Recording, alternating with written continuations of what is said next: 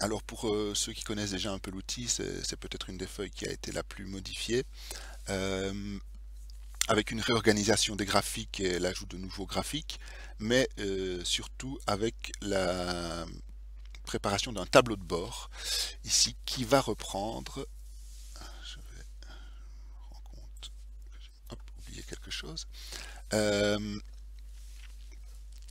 un tableau de bord qui vous permet euh, de suivre vraiment la manière dont vous définissez vos objectifs. Donc, le travail que vous menez sur cette feuille, c'est de définir les objectifs sectoriels de réduction des émissions qui, une fois sommés, vont vous permettre d'atteindre un objectif de 40% de réduction des émissions tel que demandé par la Convention des maires, au minimum.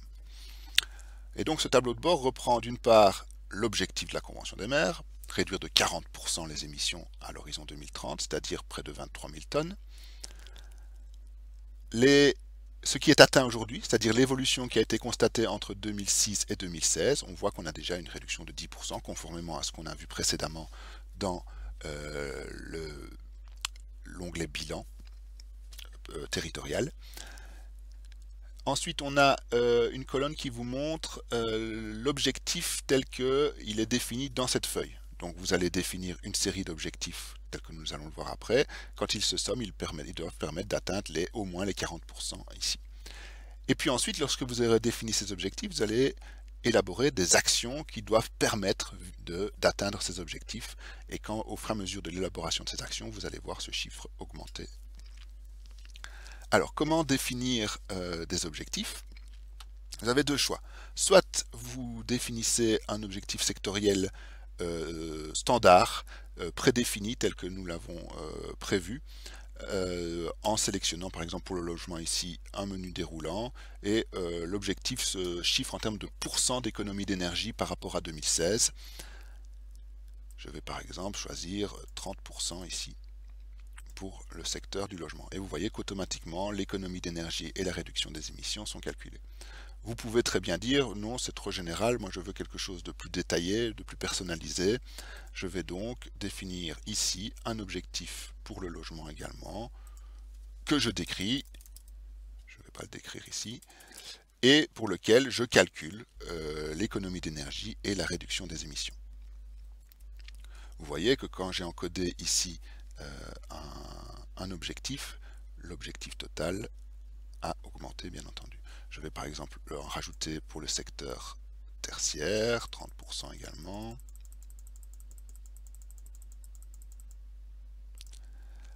Ainsi que pour le transport, je vais peut-être être un petit peu moins ambitieux pour le transport, bien que qui sait comment nous nous déplacerons dans 5 ans.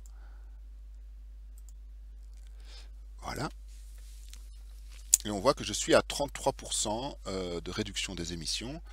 Je vais alors définir des objectifs également de développement des énergies renouvelables. Pour le moment, j'ai défini uniquement des objectifs de réduction des émissions, d'économie d'énergie, pardon. Maintenant, je vais définir un objectif de production d'énergie renouvelable. J'ai vu que j'avais beaucoup d'éoliennes potentielles sur mon territoire, mais je vais limiter mon parc à 3 éoliennes de 3 MW par exemple, et je vais dire que j'ai 9 MW de puissance ici, puisqu'on demande une puissance en MW, qui sont installables.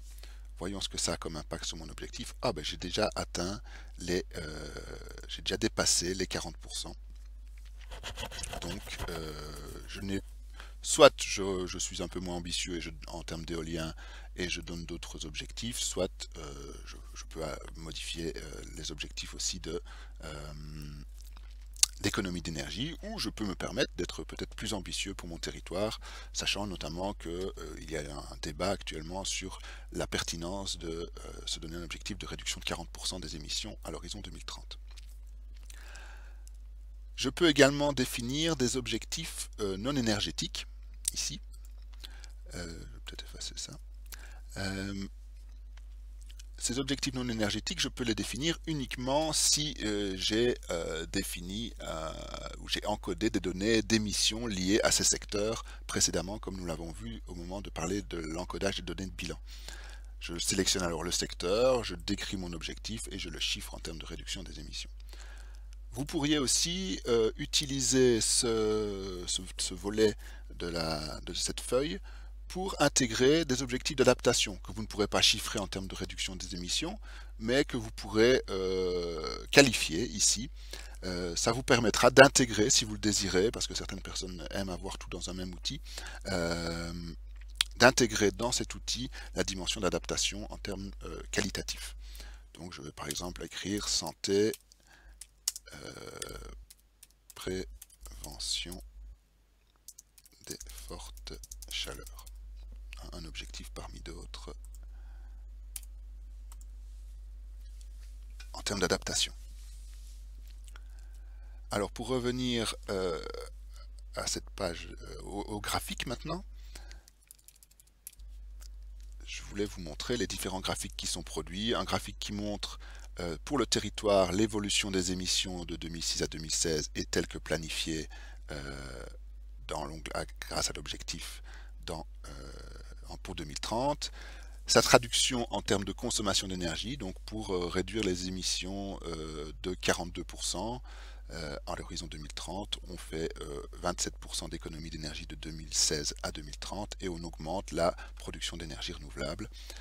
Ça se traduit également dans ce graphique où on voit que l'effort que l'on réalise tel que les objectifs ont été fixés bien entendu, que l'on se donne pour objectif de réaliser est essentiellement basé sur de l'efficacité énergétique ou de la réduction de consommation dans les secteurs du transport tertiaire et du logement, et pour une moindre part par de la production d'énergie renouvelable locale. Ici un graphique qui vous montre l'évolution des émissions au niveau patrimonial, donc ce qui doit permettre à la commune de se positionner en tant que leader exemplaire, et un graphique qui vous montre les réductions d'émissions par objectif pour montrer un petit peu quelle est l'importance de tel ou tel objectif. Et parfois de se dire peut-être que sur cet objectif-là, qui est un peu moins important que celui-là, je dois mettre moins de moyens. C'est un critère parmi d'autres pour évaluer la nécessité de travailler sur tel ou tel objectif. Voilà pour la présentation de cette feuille objectif.